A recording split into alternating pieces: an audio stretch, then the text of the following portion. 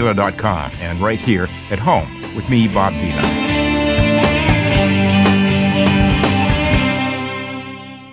KCAA Loma Linda, 1050 AM, 106.5 FM, and now 102.3 FM. Phil LeBeau, CNBC. Are car buyers finally warming up to the idea of owning an electric vehicle? Automakers think so. At this year's New York Auto Show, the industry is rolling out more plug-in models, from SUVs to luxury sports cars to electric pickup trucks. It is the start of a wave of EVs that will hit showrooms over the next 3 to 4 years. And as more models come out, especially those starting at a lower price, buyers are showing more interest. Yes, electric vehicles still make up less than 2% of the total U.S. auto sales, but that's expected to gradually change as more models come out and as Americans become more comfortable with the idea of recharging their car or truck. We may be a ways from seeing scores of plug-in models driving around, but that day is gradually moving closer. I'm Phil LeBeau, CNBC. The Home Depot has very good news for your lawn. It's called Scott's Thicker Lawn, right now from only $19.98 a bag. Thicker Lawn is a 3-in-1 mixture of seed, fertilizer, and soil improver, perfectly formulated for thicker lawns and happier lawn owners. So spread the word for up to a 50% thicker lawn after just one application. Today is the day for doing with Scott's Thicker Lawn from only $19.98 a bag. Now at the Home Depot. More saving, more doing. Selection varies by store. It's the little things. Like finding $20 in the wash. Woo! Jackpot! Or knowing where to shop online for all the newest styles and best deals around. Stage.com, of course. Visit Stage.com today for incredible sales, our newest markdowns on clearance, more extended sizes, and even more choices. Plus, check out today's deals online for daily coupons and offers. Fresh styles, big savings, and fun perks every day. Stage.com. Little things mean everything. Offer exclusions apply. More now on the NBC News Radio. I'm Tom Roberts. The East Coast is under the gun today for heavy rain, high winds, and possible tornadoes. Forecasters say the risk of heavy thunderstorms extends from Florida to Pennsylvania and New Jersey through tonight. At least 3 deaths are blamed on the storm system that swept through the deep south, spawning tornadoes and torrential rainfall. Life sentences are being given to the Southern California couple who tortured and abused 12 of their 13 children. David and Louise Turpin both pleaded guilty in February to numerous felony charges, including dependent adult abuse and child endangerment. Janet LaTourette is an attorney who read one of the victims' stories in court today. I remember our mother sitting in her recliner and crying, saying she don't know what to do. She didn't want to use rope or chain, but she was afraid her children were taking in too much sugar and caffeine. The Turpins will be eligible for parole in 25 years. High-profile Democrat Joe Biden may be just days away from announcing his campaign for the White House. NBC political reporter Mike Memoli. Advisors to the former vice president confirmed to NBC News that they're putting the final pieces together for an announcement of his candidacy next week. Multiple sources say Biden will enter the race via a video announcement. The House Judiciary Committee is following through with its pledge to subpoena the Justice Department for a full unredacted Mueller report. MSNBC legal analyst Glenn Kirshner says it's unclear if Attorney General Bill Barr will comply, but he thinks at some point at least some top congressional leaders will get to see it. I do think one way or another the full report is going to go to Congress, maybe first to a select group with security clearances so they can see everything. Barr has agreed to appear before House and Senate Judiciary panels early next month. Today is one of the holiest days of the year for 2 religions. Christians are marking Good Friday and Jews are observing Passover. You're listening to the latest from NBC News Radio. I'm finally getting my abs back thanks to TC1 Gel. I gained some inches around the belly last year and the holidays didn't help either. But then I discovered TC1 Gel and now 2019 is the year of my abs returning. TC1 Gel is a thermogenic gel that you rub on your waist 15 minutes before exercising. Then simply put on the TC1 sweat belt and start your workout. You'll sweat like crazy and feel the burn. It focuses on boosting circulation, increasing perspiration, activates body heat, reduces muscle fatigue, and burns off more calories calories. Get your TC1 gel now. Go to tc1gel.com and use the code RADIO30 for a 30% discount on this amazing product. Again, RADIO30 is a code for 30% off the regular low price of TC1 gel. You can also go to www.tc followed by the numeral 1 gel.com. That's TC number 1 gel.com. TC1gel.com. Get rid of a few inches and get your abs back with TC1 Gel. Also, follow them on Instagram, handle TC1Gel. If you're looking for a full or part-time sales position and you have radio, TV, or print media experience, KCAA has a great opportunity waiting for you that pays the highest commissions in the market. KCAA is the only station in the IE that broadcasts on 3 frequencies, so advertisers receive 3 ads for 1 low rate. This makes KCAA a must-buy for every local business. If you're interested in a sales position with us, email ceo@kcaaradio.com. It's time to make the Tri-City Center in Redlands a regular part of your weekly shopping experience. Tri-City is home to a wide assortment of quality businesses, including the all-new Ocean Aquatics. Check out their variety of exotic tropical fish, along with fish food, accessories, and tanks of all shapes and sizes. The Tri-City Center is located just off of Alabama and the Tennessee exits in Redlands. Visit the Tri-City Center today and find out why it's called the Mall with a Heart. California headline news: sentencing for David and Louise Turpin, the Riverside County couple accused of imprisoning and torturing their 13 children. Sorry for everything I've done to hurt my children. I love my children so much.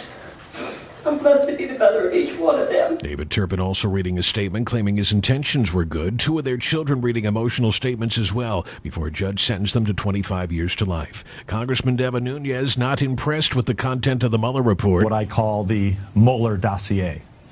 Because for the most part, as we predicted, it's not worth anything. You would have gotten more from reading the House Republican report from 13 months ago. Nunes making it clear he plans to continue his campaign against officials within the Justice Department and the FBI who he claims committed criminal acts within the context of the Russia investigation. Music lovers back in Indio for weekend 2 of the Coachella Valley Music and Arts Festival. Jeff Scott, California News.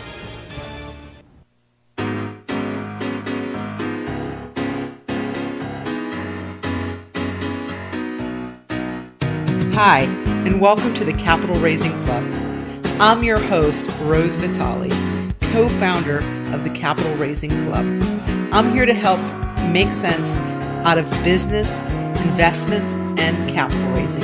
Whether you're an entrepreneur or an investor, this show bridges the gap between investors and business owners with interviews from business leaders who have experience on both sides. Make sure you follow us on Facebook at Capital Raising Club. You can watch our previous episodes and sign up for our newsletter at our website at capitalraisingclub.com. And now here's the host of the Capital Raising Club, Rose Vitale. The recording has started. Well, greetings, yes, and thanks for tuning in on Capital Raising Club radio show. It is brought to you by Rose Vitale, who is the co-host and the founder of Capital Raising Club. And I am John Tabor. I'm the co-host of the program. Rose is in Hawaii, relaxing on the beach. So I am going to be doing the show by myself today, along with my guest, Doug Ruark. And next week, Rose and I switch it off. I'll be on my way to Miami and the Caribbean, and Rose will be here. And then the following week, we will both be back on the air together. Now, the Capital Raising Club is leaders in creating strategic partnerships and relationships between investors and those who are in need of capital for a variety of projects. This could be a business enterprise. It could be any number of other worthy activities. It is one of those places that I would compare to a dating service. I know that may sound a little crazy, but I am a successful user of dating services. My wife, Nancy, and I met through one 6 years ago, and we are doing just great. So What we are all about is putting the investor up on our website, along with key persons who can help us assess different projects. And we put up information about persons who are looking for money and who have all the necessary credentials to back up what it is they request. And then we have the persons such as Doug, who are experts that we call on to help everybody come to agreements and put together necessary business arrangements. Now, Doug is the president and founder of Regulation D Resources. He founded it along with 4 partners in 1999 with the purpose of providing Regulation D exempt offering advisory services to corporate clients. Regulation D Resources services the Fortune 500 level clients as well as smaller startup and developmental stage companies. Now, the company Regulation D Resources is specially focused on the real estate, energy, and technology sectors. Doug, welcome to the program. Well, thank you. Doug, why don't you tell us a little bit about yourself in terms of your relevant experience and, how did you ever get into doing the business? Absolutely. When I graduated from college, I decided that I wanted to follow the entrepreneurial route, and it was at that point that I went out and started a commercial mortgage brokerage and built up a portfolio of deals, and at that point ended up then merging that company into a company that was executing Regulation D private placements at the time, and that's really how I got my start in Regulation D offerings and the kind of the inner workings of the securities code. Okay. Please tell us what Regulation D stands for. It sounds mysterious. Sure. Regulation D is an exemption that was created by the Securities and Exchange Commission back in 1982. And essentially what it provides is it provides an exemption from having to do a fully registered securities offering.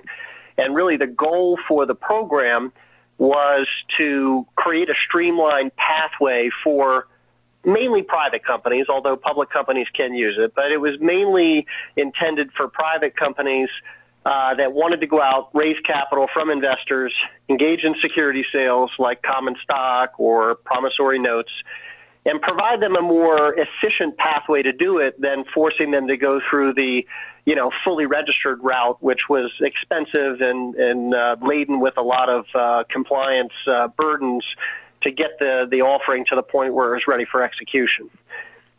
Now, is this something that everybody in business should get into? Do they need it? If you're going to go out and raise capital from investors, you're going to need a securities offering.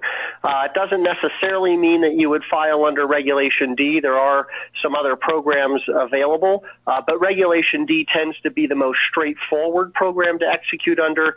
And, each year I think it varies, but I would say anywhere from, 1.4 to 1.8 trillion in capital is raised under the program each year.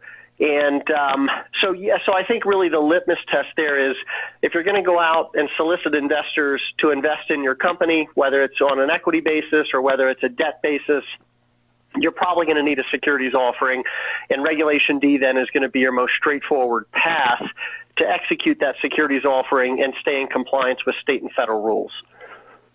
Okay. So how do people learn about this? If they're brand new into this field, how do they find somebody such as yourself? A lot of times we get referrals in from business attorneys, CPAs. A lot of times the entrepreneur themselves, they're aware of Regulation D securities offerings. They may have invested in one before, or they're maybe just in doing their research on how to raise capital. They end up running into, the existence of the program. I think the key thing to understand is when an entrepreneur goes out to raise capital, typically what they're going to see is that, you need to put a business plan in place, and then, you pitch that business plan to investors. And unfortunately, it's really missing a key part there, and that is the securities offering. I mean, it's important to have a business plan. It's important to obviously have information about the business and its forward operations. But in order to actually accommodate the investment process, you need to have a securities offering in place, and obviously then make sure that offering is going to comply with state and federal rules.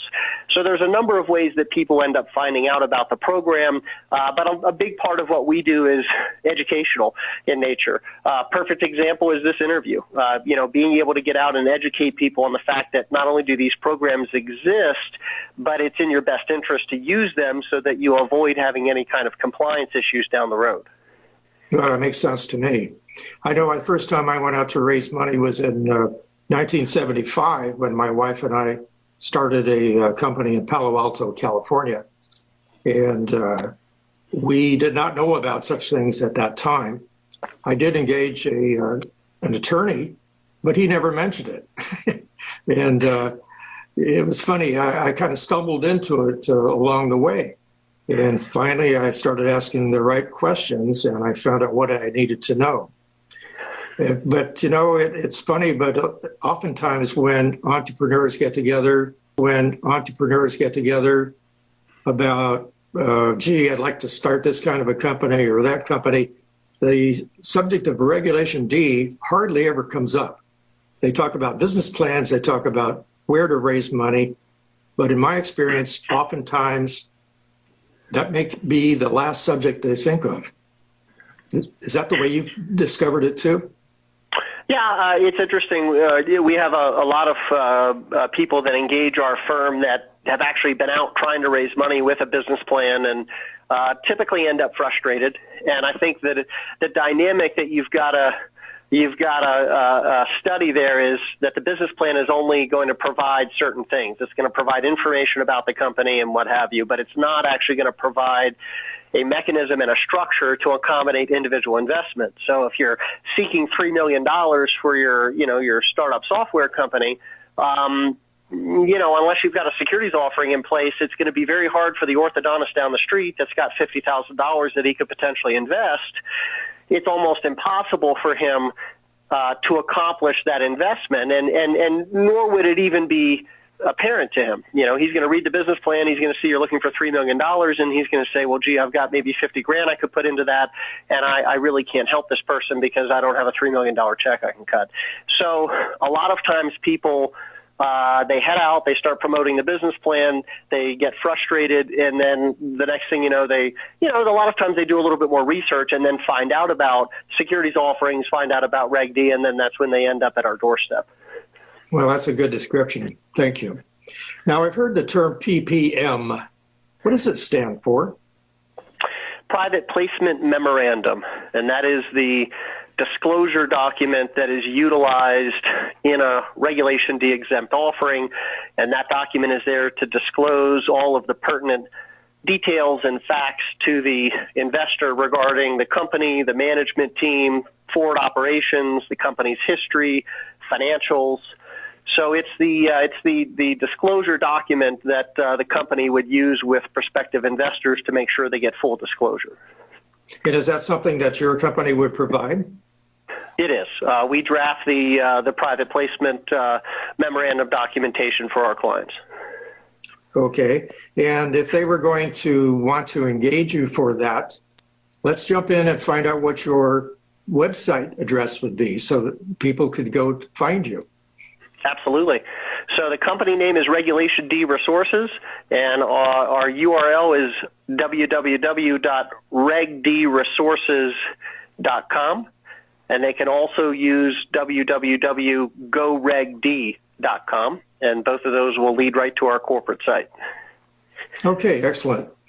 All right, so if a company determines that they need a PPM, how would you do it different than other companies that might provide the same kind of service? What's unique about your offering? Sure. So As far as the development of the offering document, I like to look at it from two standpoints. The presentation aspect of the document, how is the information being presented, how is it formatted, and then the second side is really the technical side, as far as technically are we disclosing everything factually that needs to be disclosed to protect the company and protect the investor. So on the first side, the presentation side, that is something that really sets us apart from other firms. Pretty much everybody else in the industry, they're going to do a templated text Word document for the PPM. We really create something that's completely different. We create a very high-end piece for the client. It has a graphical and branding component to it. And it also has a front section that we build in prior to actually getting into the PPM that's there to engage the investor prospects and provide them with some summarized details on the company.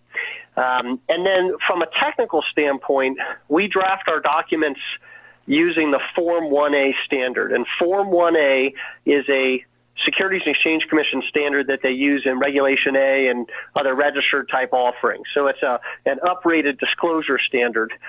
We use that standard and follow that model because it protects our clients better. It also tends to be the disclosure standard that broker-dealers require, and that is a benefit of putting the offering in place, as it does then open up the securities professional community to you as potential resource for accessing retail investors. Okay, that sounds good. Now, if somebody wanted to engage your company, how long would it take to create the PPM and all the related documents? Sure. A lot of that is really dependent on the client. As far as the process to have the client ready to execute security sales, internally we're looking at A, onboarding the client, B, working through a lot of the initial structuring, C, drafting the offering documents, and then really positioning the client so they're ready to go out and start executing sales. And at that point, then the federal filing, we would go ahead and take the client through getting that in place. So a lot of it is dependent on the client as far as how responsive they are in getting us information, but also the complexity of the deal. It could be as short as 3 weeks if it's just a very simple single asset real estate deal where they're raising money to just purchase a multifamily property. It could be 6 weeks or longer if it's a deal that's more complex, or if the client isn't really necessarily in a rush to get us information, and we're getting information over a period of a couple weeks through the process. I had visualization of somebody pulling teeth. Sometimes it's difficult to get information out of people who have never been asked to do it before. Do you ever run into that? It is a challenge of the business, and actually we train our staff and underwriters in the process of getting the proper information from the client. We actually have a lot of stock content in place too. So, for example, if someone's going to come through and do a real estate fund, we actually have a lot of stock content we can provide that will put them 60%, 70% of the way home to having finalized content. But that is a big part of putting a proper PPM in place, is what information is needed. Are there related party-owned companies that are providing services to the company that's actually raising capital where we need to disclose that? So again, you kind of go back to the technical and the narrative side. Technically, there are certain things that just need to be disclosed to make sure that investors understand the company's operations and that full disclosure is being made. But you also have to look at it from the standpoint of, are you telling the story of the company in that disclosure as well? Is the orthodontist down the street reading this document, is he going to understand your company's business and your operations and understand the opportunity? So at our company, we really, really view the development of the PPM through those two different lenses. Have we developed it so it's telling the story properly and is really providing a solid indication of the opportunity? And then obviously B, which is just the factual technical disclosure, making sure that everything that needs to be disclosed on a factual basis is being disclosed. Okay. So let's say that I wanted to engage you to do this for my company. And how would I commit to something like that? Is there down payment required, contract payments?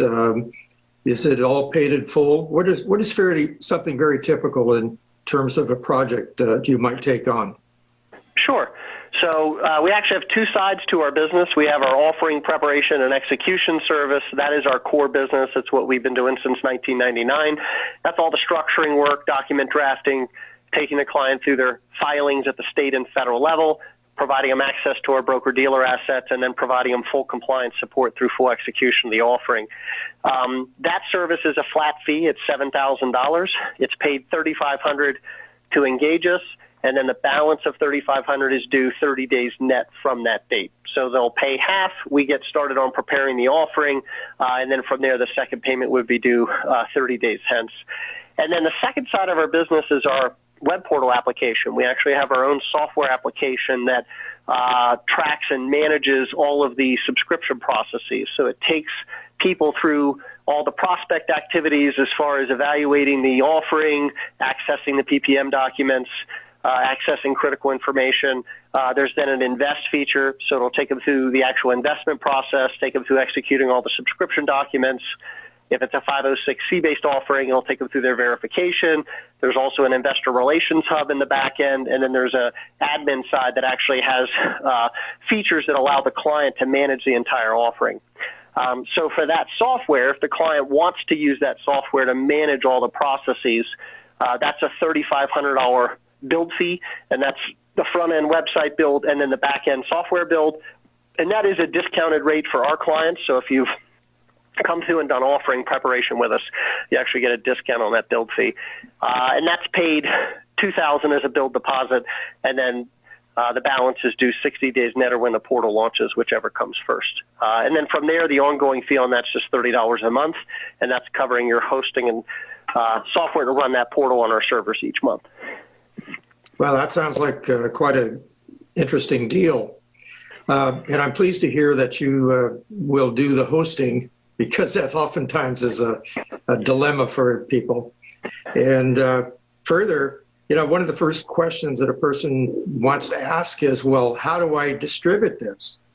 How do I reach out to people who might be potential investors? Do you provide some of that service too? Yeah, and, speaking to that, that's where the 506C exemption created such a huge advantage for people using this program, because prior to the 506C program launching, which came in under the Jobs Act, and it was about a year and a half later the SEC launched it, so it's been around for about 5 years, maybe a little longer. That program allows you to generally advertise and generally solicit the offering out to the public.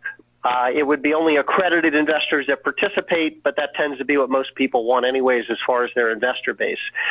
So when we have a client and they are evaluating the various programs that Regulation D provides, because there are 3 programs, 3 exemptions under the master umbrella, a big decision item that they have is, do I want to be able to generally advertise and solicit people and do social media promotion and press releases, or am I going to do a traditional private placement like a 506B or a 504 where I'm not allowed to do any open solicitation?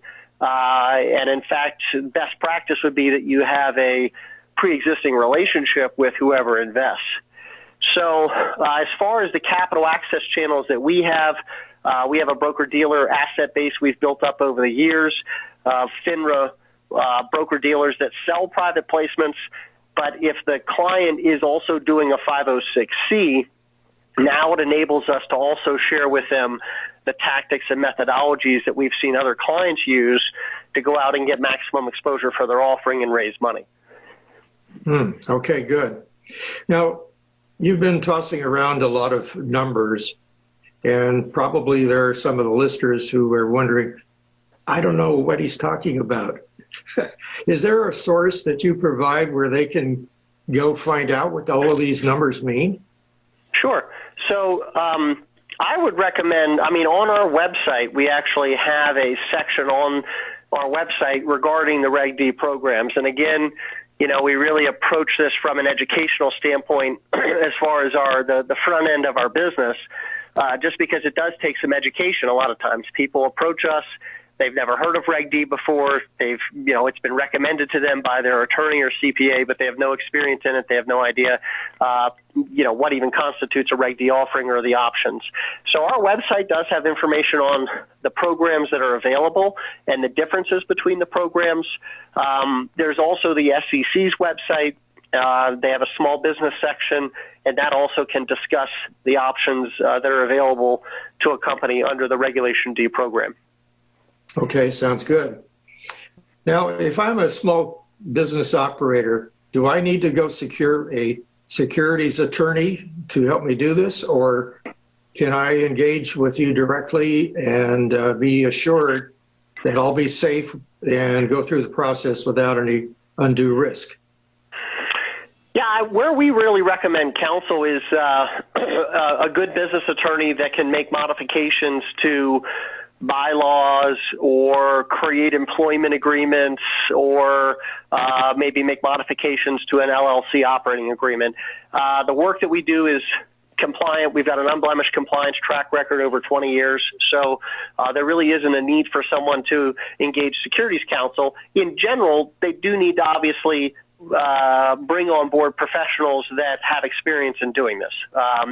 And I think as far as legal counsel goes, there are a lot of times decisions and structure and things that get developed in the preparation of the offering that are going to impact constitution documents, your bylaws or your operating agreements. So I think that's where it's helpful to have a good business attorney on board that can make those changes.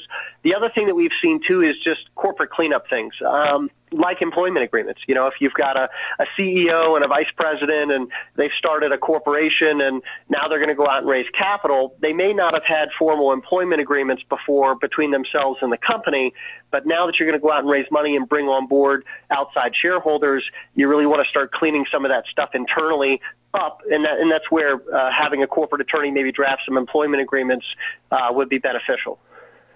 Yes, I would agree with you. Doug, what's to somebody who's going to raise money for the first time, what are the relative advantages or disadvantages of debt versus equity? What would you say about that? Sure.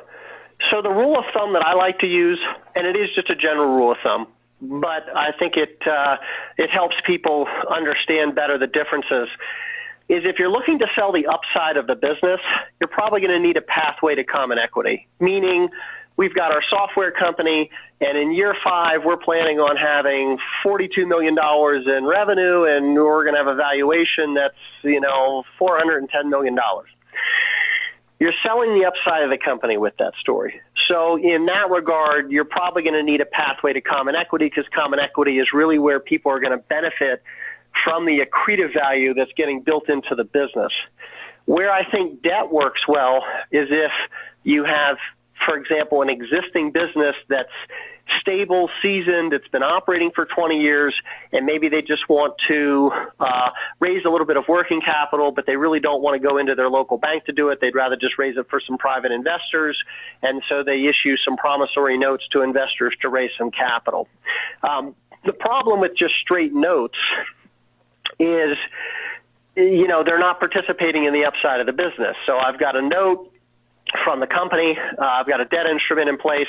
I'm getting paid, 8% annualized, and there's a 2-year maturity. So at the end of 2 years, I get my principal back, but I'm not benefiting from any of the accretive value or the success of the company. I'm just getting that set interest rate. So that tends to be the rule of thumb I like to use, is if the pitch is you're selling the upside of the company, you're probably going to need to have some type of pathway to common equity to allow those investors to benefit from that. That's a good explanation. That's probably the best one I've heard in quite some time. What would you say to someone who says, well, I think I need some money, but I'm not sure how much I should go for? How do you deal with that kind of a question? Sure. Well, one of the things that we review actually in the first phase of our process with clients is a data point called the minimum offering amount. A lot of people have a handle on the maximum they want to raise, but there's also usually tends to be a minimum offering amount built into these deals. As far as addressing the maximum, typically what I tell people is, it obviously does come down to on a case-by-case basis, but that maximum offering amount that you're going to raise is obviously going to fund certain objectives. And a lot of it just comes down to how many objectives and what's the time frame, because the mistake that I see people make is they'll want to go out and raise $4 million in their initial round. But when you look at their use of proceeds and you look at the timing on use of proceeds, they're not actually using a lot of that capital until month 18 or month 24.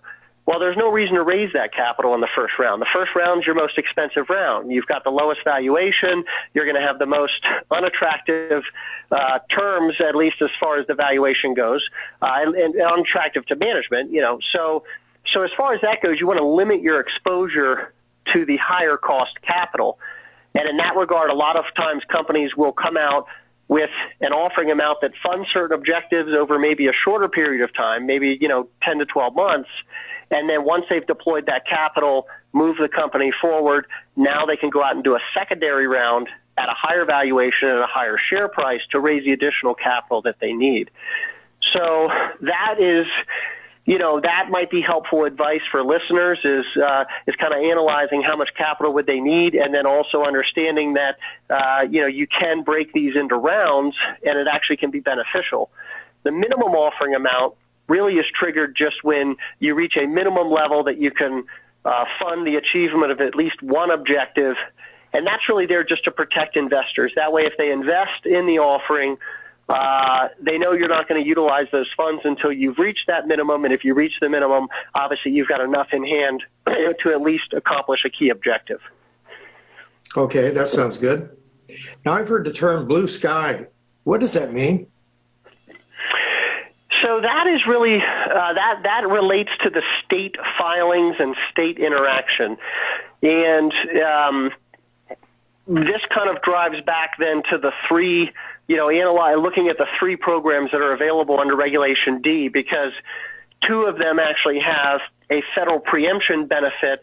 The third one actually is subject to state level rules. So the 504 program, which is an older Reg D program. It's been around for a long time. The 504 program caps at $5 million in a 12-month period of time. It is a program that is fairly frequently used, but it is subject to state-level rules.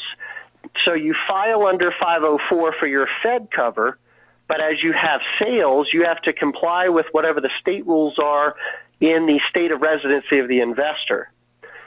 The 506 programs, and there's two of them, 506B and C, have a federal preemption benefit, and that's a benefit that got built in to those programs in the National Securities Markets Improvement Act of 90, I think it was 7. So that's a benefit that's been in place for a long time. But basically what that benefit is when you sell through the 506 programs, the federal rules supersede the state rules. And so your interaction, if you want to call it the blue sky interaction, then is really just notification. You're just notifying the state regulator's office that you've got a Reg D 506 in place and you've had some sales to residents of their state. So the 506 programs have some efficiency there because they're not subject to state level rules. You're just doing notification at the state level as you have sales. Okay. We hear a lot about IPOs. How does that relate to what you do with your advisory advice? An IPO really is a private company that is now going to, offer its shares publicly and essentially become then publicly traded. How it relates to a Reg D would really be that a lot of the processes are similar. You're not a public company at the end of the process of going through a Reg D offering, but you have followed some of the processes that are inherent in an IPO, structuring the offering and sale of shares, setting a valuation, development of disclosure documents, obviously, the sale of the securities out to the investors. So there's some similarities in the processes. The big difference is with a true IPO, you're a publicly traded company at the end of the process, whereas with a Regulation D, you followed some of the same processes to raise capital, but you're still privately held at the end of the process. Okay. Now, what if somebody comes to you and says, well, I'm considering raising money by having my friends and family participate? Are there any special warnings that you might give them or advice that would make sure that they don't end up blowing some really key relationships? Yes. So my advice, I usually, on this topic, I usually start off with the statement that the term friends and family is not in the SEC's lexicon, meaning if it's your cousin or your brother, that doesn't matter to the SEC. And I think the litmus test that I like to use, and again, I like to keep things fairly simple for people that are, new to these programs. John, if you and I decide to open a coffee shop and we both go scout the location together, we both, build out the business plan together, we both put $50,000 into an LLC together to fund the build out. There's no securities offering needed for our $50,000 investments because we're both founders. We're both intrinsic to the development of the business, and it's really a founders type capital situation. The moment I go to my college buddy that likes to invest in deals, or you go to a business associate of yours or even your cousin or your brother and say, hey, would you like to invest? Now we're kind of stepping outside of that founder circle, and now we're actually soliciting people to come in as essentially a third-party investor. And really that's now where you're stepping into needing the securities offering because they're not founders. They weren't intrinsic to the development of the business. They have not had a chance to go scout out the site for the coffee shop. And so now that really is then going to put that company in a position where they're going to need to do an offering. Okay, well, that makes a lot of sense because with the number of businesses that are launched every year, if we were to think about it, it's quite an amazing number. There wouldn't be enough of you to take care of everybody coming to you. Well, yeah, and look, it's probably a little bit like speeding on the highway. I know there's a lot of companies that initially capitalize with friends and family money, and they don't technically go do an offering. Ideally, they should. I think the other dynamic that I try and get people to look at is if you're raising money from friends and family, you really want to make sure you're doing things properly because if the business fails, if they lose money, that's going to make for, some uncomfortable moments at the Thanksgiving dinner table anyways, but as long as you've done things properly and you did everything according to proper protocols and did an offering, you've at least done everything properly from that standpoint. And that's something I like to stress is if you are dealing with people that you have relationships, friends, and family, you almost want to go overboard as far as making sure that everything is pin perfect on the compliance side. Yeah, that's a good way to look at it. One of the things that people read about in the newspapers and magazines and websites and so on is that roughly 90% of all new companies fail within the first 5 years. In your experience, is that a real number? And what is the most likely reason for failure? Is it money or something else? That's a good question. It's hard for me to really gauge the accuracy of that number. I can't say it would necessarily surprise me. I think, when I see businesses fail, usually there's a common thread there. I would say that looking at kind of your top main issues that companies have, number one would be that they did not have enough capital to sustain themselves to get the business to the point where it was revenue generating. I think part of the other issues that companies face and ultimately fail is that they don't really have a solid plan for expansion. They may have a good idea. They may have, fostered that idea to the point where they want to launch a business around it, but they really haven't thought through how they're going to market their business or service and get it past that phase. Because the first year or two of a business is a critical juncture. You need to get revenues up to the point where you can cover expenses and it just tends to be a high-risk time period. And again, that's where being able to raise some outside capital and have a healthy balance sheet is at least going to give you a war chest of capital you can go to if things aren't going as planned in terms of the growth of the business. Yes, I would agree. Back in my earlier days, I participated in the founding of a company that grew rather rapidly. We went from 6 of us sitting around a table staring at one another saying, what do we do first? To where we had 1,300 employees inside of 2.5 years. And at that time, we were pulling in more than $55 million in sales. The problem was we didn't have enough capital. And we ran out of operating cash. And that necessitated bringing in a partner who then proceeded over the next 12 months to gobble us up, spit us out. That was a rather difficult experience to go through, but one that taught me a lot about making sure that there is plenty of money when you need it for your operations.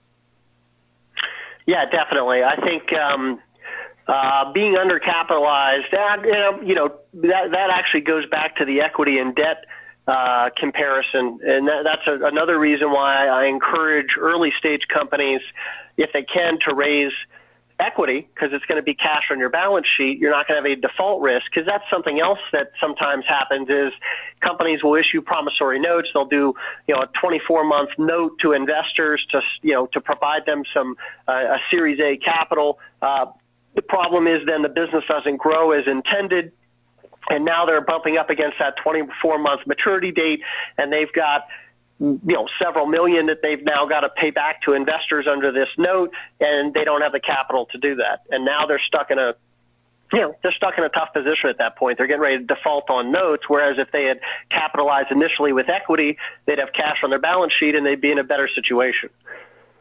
Well, I wish I'd known you a few years ago. It would have saved a lot of headache along the way. Now, as we're coming up near the end of our broadcast time here, what would you give us a general summary, Doug, that would give people the kind of guidance that they need to consider whether or not they want to go through the Regulation D process? What would you tell them? Let's just say we're sitting around our living room having a conversation about this, and you weren't necessarily in a selling mode. What would you say to them anyway? Sure. Well, what I would say to them is first identify where you want to raise capital from. That's going to drive whether you need a securities offering or not. And there are companies that benefit from venture capital. They benefit from the connections that the venture capital firm has, the relationships that the VC firm has. Granted, it's expensive money, but it also brings with it a lot of benefits, and a lot of times those are benefits that that company truly needs to grow and maximize its potential. A lot of companies obviously are not interested in venture capital, don't need the venture capital advantages. They're just looking for invested cash to move the business forward. And in that case, then, if they're looking at going out and raising money from investors, that's where they're going to need the securities offering. And then that's where, when they start evaluating the available programs, Regulation D is going to be really the most straightforward option to execute that securities offering and stay compliant. And then I think the other thing that I encourage people to look at is look beyond just doing a business plan and look at what's required to actually go out and execute an investment transaction with an individual. If you've got, again, the theoretical orthodontist down the street and he wants to put $50,000 into your business, what's required to do that? I think as you encourage people to start looking into the dynamics of that, it leads them automatically into a securities offering and PPM documents and subscription documents, and really puts them then on the right path for doing things properly from that point forward. Okay, great. Doug, one more opportunity here to give your websites before we sign off with you. Would you please tell our listeners what they are? Absolutely. So the corporate site is located at www.regdresources.com, and that's REGD resources.com, and then a shortened version that goes to the same corporate site is www.goregd.com. Well, thank you very much, Doug. You've given it some excellent advice, and as I say, I wish I'd met you years ago. It would have made my struggles and my wins more frequently. And, you know, I'm hoping that people really do consider what you've said today, because this is an area where a lot of people wring their hands and they sweat it out, and they're really not sure what to do. So I thank you very much for your wise counsel about this. And let me get ready to sign off for this particular meeting today by reminding you that you are listening to this on radio station KCAA, and this is a station that leaves no listener behind. And Rose and I don't either. So we will follow up with you anytime you contact us and inquire about potential investors or projects that we're aware of. We'll take good care of you to make sure that you're not left behind, and that we have resources that you can pull as necessary for whatever your project. So next week, Rose will be on the air by herself, and I will be sunning myself over in Jamaica and a variety of other places. And then I'll look forward to rejoining Rose the following week for our next broadcast. So thank you very much for tuning in today. And we thank you for telling other persons about us so that we can build up our listener base. We have important information that we want to share with everybody who is in the business community. Thank you very much for listening. This is John Tabor. Cheers.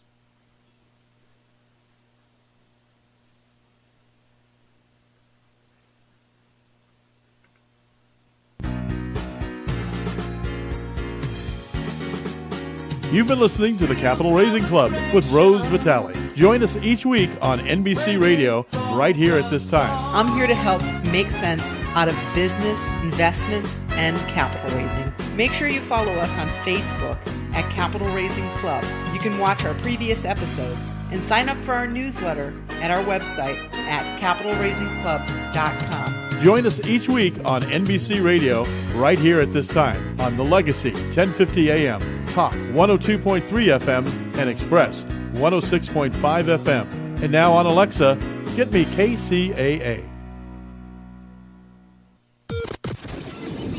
News, weather, and talk on KCAA 102.3 FM, broadcasting to the Moreno Valley, Corona, and Riverside. If you're looking for a full or part-time sales position and you have radio, TV, or print media experience, KCAA has a great opportunity waiting for you that pays the highest commissions in the market. KCAA is the only station in the IE that broadcasts on 3 frequencies, so advertisers receive 3 ads for 1 low rate. This makes KCAA a must-buy for every local business. If you're interested in a sales position with us, email ceo@kcaaradio.com. California headline news: sentencing for David and Louise Turpin, the Riverside County couple accused of imprisoning and torturing their 13 children. I'm sorry for everything I've done to hurt my children. I love my children so much. I'm blessed to be the mother of each one of them. David Turpin also reading a statement claiming his intentions were good. 2 of their children reading emotional statements as well before a judge sentenced them to 25 years to life. Congressman Devin Nunes not impressed with the content of the Mueller report. What I call the Mueller dossier. Because for the most part, as we predicted, it's not worth anything. You would have gotten more from reading the House Republican report from 13 months ago. Nunes making it clear he plans to continue his campaign against officials within the Justice Department and the FBI who he claims committed criminal acts within the context of the Russia investigation. Music lovers back in Indio for weekend 2 of the Coachella Valley Music and Arts Festival. Jeff Scott, California News. Don't miss the Plains of Fame Air Show May 4th and 5th at Chino Airport. Fun for the whole family. Enjoy watching aviation history take to the skies over Chino. See famous planes and demonstration teams like the F-16 Piper demo and Heritage Flight, Sanders Sea Fury, the Tumbling Bear, and Eric Tucker. Over 50 historic aircraft will be performing for your enjoyment, including the P-47 Thunderbolts and P-51 Mustangs. There'll be military vehicles, a veteran panel, kids zone, and a vendor marketplace where you'll find plenty of food and beverages. Gates open Saturday and Sunday at 8 a.m. Parking is free. Tickets, $25. Kids 11 and under are free. Spend the day at the Plains of Fame Air Show Saturday and Sunday, May 4th and 5th in Chino. For tickets and info, go to plainsoffame.org. That's plainsoffame.org. plainsoffame.org.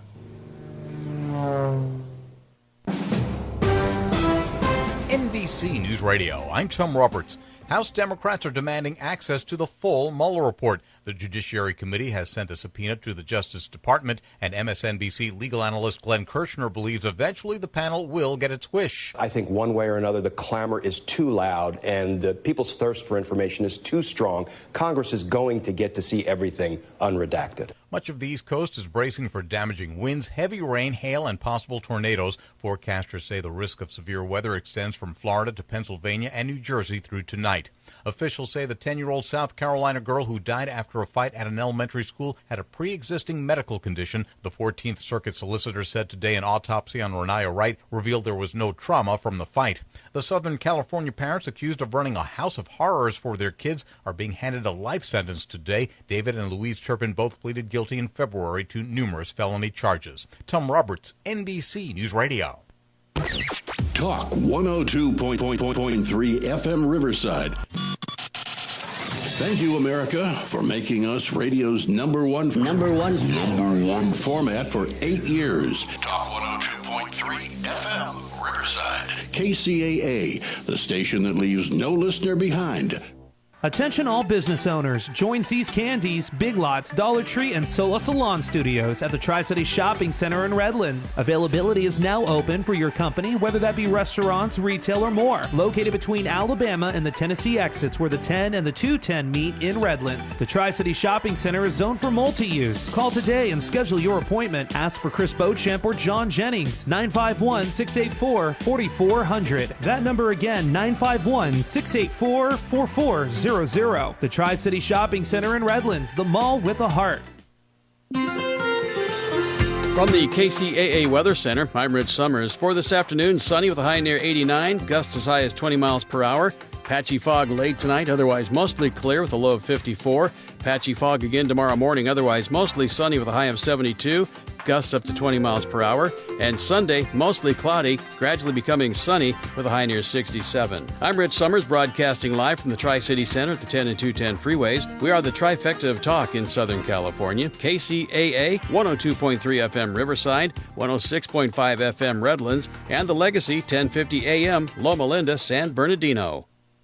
Looking for a new place to eat? Delicious food at a great value? The Tri-City Center in Redlands is proud to announce the grand opening of a fine new dining establishment. Terry's Diner, at the former location of the Spunky Steer in Redlands, is officially open for business daily from 6 a.m. to 9 p.m. with delicious, mouth-watering breakfast, lunches, and dinners. Treat yourself to Terry's tasty dessert menu, such as Terry's famous sundaes, banana splits, hot fudge cake, old-fashioned root beer floats, frosties, cakes and pies, too. You'll find weekly lunch and dinner specials, all under $10, including Angus steaks, burgers, Greek salads, pasta seafoods with wine and beer. Terry's brings years of tasty temptations from DJs in San Bernardino and Alta Loma. Join a new tradition in Redlands. Stop by at 1350 Industrial Park Avenue between Tennessee and Alabama in the Tri-City Center. Google Terry's Diner Redlands on Yelp or find them terrysdinerredlands.com. KCAA Loma Linda, 1050 AM, 106.5 FM, and now 102.3 FM.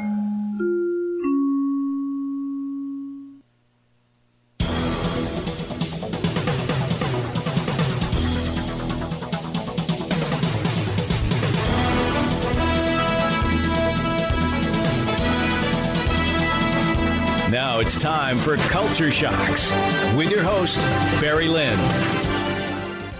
Welcome to today's edition of Culture Shocks. Leah Benema is my first guest. I did stand-up with her once, about a year ago, at a New York comedy club. I have done stand-up exactly 5 times. Leah has probably done stand-up 5 times in one day.